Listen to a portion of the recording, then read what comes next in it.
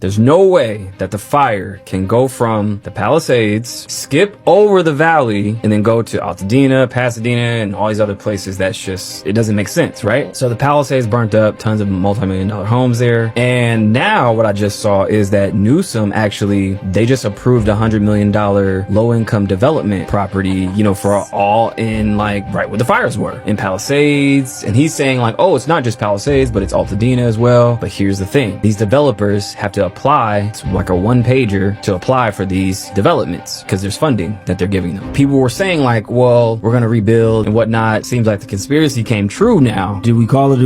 Every single time. Land grab. Land grab. Because all the developers now are going to start applying for these. And I don't know what the criteria is. They're just giving it to them and get the funding, $100 million worth. And that's funny because, again, they show you before they do it. So, again, going back to Maui fires. But now it's a green city. Isn't it funny that they're building all these smart cities right where all these natural disasters happen? Every time. And then what's happening now with these floods, there's over 200 flash floods across 33 states right now. Now what's happening is same thing in Kerrville, you know, disastrous flood that they had in Texas, right? Horrible. And all those kids, like, they perished. Rest in peace to them. Here's the thing though, Kerrville, guess what they have? They have a plan for 2050 smart city plan. Going back to Mountain Dew, Maui burst, they had that flavor. And then a couple months later that happened in Maui. So now we have all these floods and all these flavors that we're seeing now with the Purple Thunder, Sweet Lightning, Mango Rush. That's Break crazy. it down. Break it down. Isn't that crazy? It's so crazy. And then last year when we had those tornadoes and, you know, hurricanes, right? All those crazy, you know, it was in Florida and it was everywhere. Texas. Remember that happened at the end of the year. So the flavor that came out right before was Infinite Swirl. Can't make this up. I'm telling you.